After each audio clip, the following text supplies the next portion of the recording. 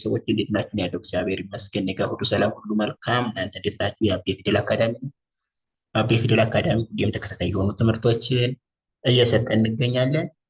የቪዲዮ እንደርሳችሁ ደግሞ ሁሌ ሼር፣ ላይክ እና ሰብስክራይብ ማድረግ እንዳይረሳ። እንዲሁም ኦንላይን መማር የምትፈልጉ በተለያየ ሶሻል ሚዲያ አማራጭ እኛ እየሰጠን እንገኛለን። ከታች ባለው ስልክ ቁጥር ገብታችሁ እኛ ማግኘት ትችላላችሁ። ዛሬ እየላችሁ የመጣው እንደተለመደው የአማርኛ ፊደሎችን ወደ እንግሊዝኛ እንዴት እንደምንቀይር ወደ እንግሊዝኛ ስል የአማርኛ እንግሊዝኛውን ማለት ነው። አብዛኞቻችን ኢትዮጵያውያን የምንግባባበትም ስለሆነ እሱን እየላችሁ መጥቻለሁ። በደንብ ተከታተሉ። እንቀጥል። ስንጀምር ከዚህ ጋር እንጀምራለን። ከአማርኛው ምን ይላል? እዚህ ጋር ቤ ይላል። ቤ ት ት ቤት ይላል። ቤት አ ጸ ዳ ሁ አጸዳሁ ይላል። አጠቃላይ ስናነባው አማርኛው ቤት አጸዳሁ ብለን እናነባለን። ቤት አጸዳሁ። እንግሊዝኛው ላይ ስንመጣ ደግሞ ቤ ስንል ቢ ኢ ሁለቶችን ቢን እና ኢን ቤ ብለን እናነባለን። ቲን ብቻ ደግሞ ት እንላታለን። ቲ ብቻዋን ት። ስለዚህ ቤት ይላል። አጠቃላይ ስናነበው ቤት እንደዚህ ተብሎ ይቀየራል። የአማርኛ ወደ እንግሊዝኛው። አጸዳው ስንል ደግሞ አ ብቻዋን ኤ ናት። ጸ ስንል ደግሞ ቲ ኤስ እና ኢ ሶስቶች በአንድ ላይ ጸ ተብለው ይነበባሉ። ጸ ሶስቶችን ማለት ነው። ጸ ከዛ ደግሞ ዳ ስንል ደግሞ ዲ ኤ ናት። ዲኤን ዳ ብለን እናነባታለን። ዳ ዲ እና ኤ ዳ እንላለን። ኤች ዩ ሲሆን ደግሞ ሁ እንለዋለን። ሁ ኤች ዩ ሁ እንለዋለን። አጠቃላይ ምን ይላል? አጸዳሁ ማለት ነው። ይሄ ወደ እንግሊዝኛው ስንቀይረው እንደዚህ ነው። ስለዚህ ቤት አጸዳሁ የሚለው እንደዚህ ተብሎ ይጻፋል ማለት ነው በእንግሊዝኛ። ኦኬ። አሁን ደግሞ እዚህ ጋር እንቀጥል። ቁ ቁ ር ስ ምን ይላል? ቁርስ ይላል። ቁርስ። ከዛ እዚህ ጋር ደግሞ ሰ ራ ሁ ሲነበብ ምን ይላል?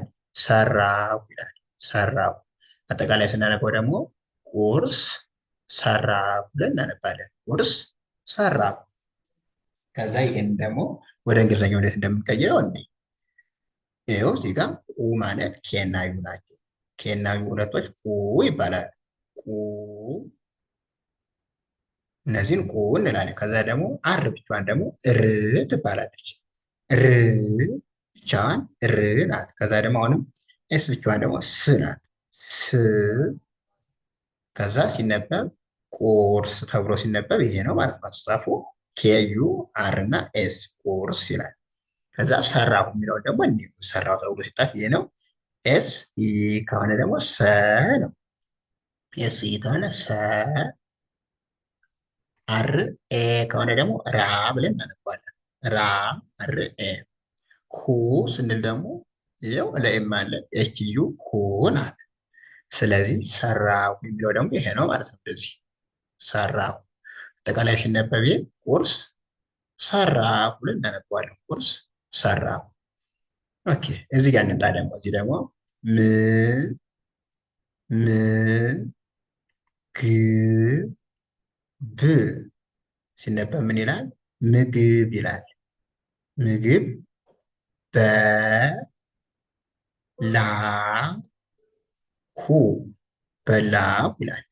ይህንን ወደ እንግሊዝኛው እንቀይረው። ይኸው ኤም ብቻዋን ም ትባላለች። ኤም ብቻ ማለት ነው። ም ከዛ ጂ ብቻ ደግሞ ግ ትባላለች። ብቻዋን ግ ከዛ ደግሞ ቢ ብቻ ደግሞ ብ ትባላለች። ብ ስለዚህ እነዚህ አንዳንድ ፊደል ብቻ ናቸው ማለት ነው ምግብ የሚለው። ምክንያቱም ለምንድን ስድስተኛ ፊደል ስለሆኑ ሁሎችም ሳድስ ስለሆኑ አናባቢ ስለሌላቸው እንደዚህ አድርገን እንጥፋለን ማለት ነው። ስለዚህ ምግብ የሚለው ይሄ ነው ማለት ነው። ምግብ። ከዛ በላሁ የሚለው ደግሞ እንዴት ይቀየራል? ቢኢ ሲሆን በ ይባላል። ቢኢን በ ብለን እናነባታለን። ከዛ ደግሞ ላ ስንል ደግሞ ኤል ኤ ናት። ኤል ኤ ላ ትባላለች። ሁ ስንል ደግሞ ኤች ዩ ማለት ነው። ስለዚህ ይሄ በላሁ ይላል። በላሁ። አጠቃላይ ምግብ በላው ተብሎ እንደዚህ ይቀየራል ማለት ነው። እዛ በአማርኛ የጻፍ ነው። በእንግሊዝኛው ደግሞ እንደዚህ ይሆናል። ኦኬ አሁን ደግሞ እዚህኛው ላይ እንምጣ። እዚህ ደግሞ ል ብ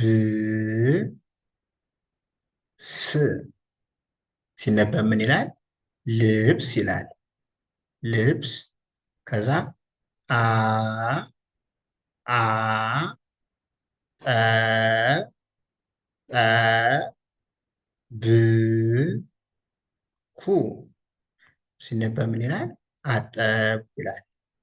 አጠቃላይ ደግሞ ልብስ አጠብኩ ብለን እናነበዋለን ማለት ነው። ልብስ አጠብኩ። እሺ በእንግሊዝኛው ስንቀይረው ደግሞ ኤል ብቻ ል ትባላለች ብቻዋን ይቺ ል። ቢ ብቻ ደግሞ ብ ናት ብ። ከዛ ደግሞ ኤስ ብቻ ስ ናት። ስለዚህ ልብስ የሚለው ይሄ ነው ማለት ነው። ልብስ ል ብ ስ ከዛ አ አ ጠ ቲኢ ሲሆን ጠ እንላለን። ከዛ ደግሞ ቢ ብቻ ማለት ነው። ቢ ብቻ ብ እንላለን። ኩ ስንል ደግሞ ኬዩ ኩ ናት ኬዩ። ስለዚህ አጠብኩ የሚለው ደግሞ እንደዚህ ነው። ኤቲ ኢ ቢ ኬ እና ዩ አጠብኩ እንላለን። አጠቃላይ ልብስ አጠብኩ የሚለው እንደዚህ ይቀይራል ማለት ነው። ኦኬ አሁን ደግሞ እዚህኛው ጋር እንግባ። ገ በ ያ ገበያ ይላል። ገበያ ከዛ ሄ ድ ኩ ሲነበብ ምን ይላል? ሄድኩ ይላል።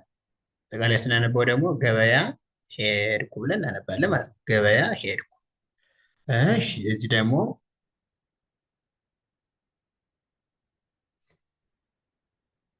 ሶሪ እዚህ ጋር ትንሽ ስላለ ይህንን የውሽ ይሄ ይቅርና አማርኛው ጋር እንትን ስላልኩት ነው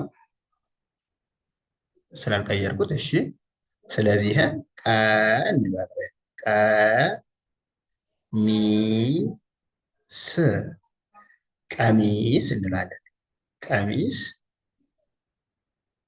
ገ ዛ ሁ ገዛሁ ይላል። ከዛ ይሄን ኬኢ ስንል ኬ እንላለን። ከዛ ኤም አይ ሲሆን ደግሞ ሚ ናት። ኤስ ብቻ ደግሞ ስ። ስለዚህ ቀሚስ እንላለን። ቀሚስ ከዛ ደግሞ ገዛሁ ስንል ደግሞ ጂኢ ገ ዜድ ደግሞ ዛ ናት። ከዛ ደግሞ ኤች ዩ ደግሞ ሁ ናት ማለት ነው። ስለዚህ ገዛሁ የሚለው እንደዚህ ይሆናል ማለት ነው። ገዛሁ።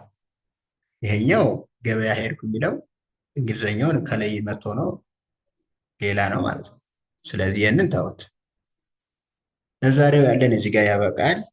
ቀጣይ በሌላ ቪዲዮ እንገናኛለን። እስከዛው ደህና ሁኑልኝ። መልካም ጊዜ ተመኘሁላችሁ። ኦንላይን መማር የምትፈልጉ ደግሞ ከታች ባለው እየገባችሁ አናግሩን። ቻው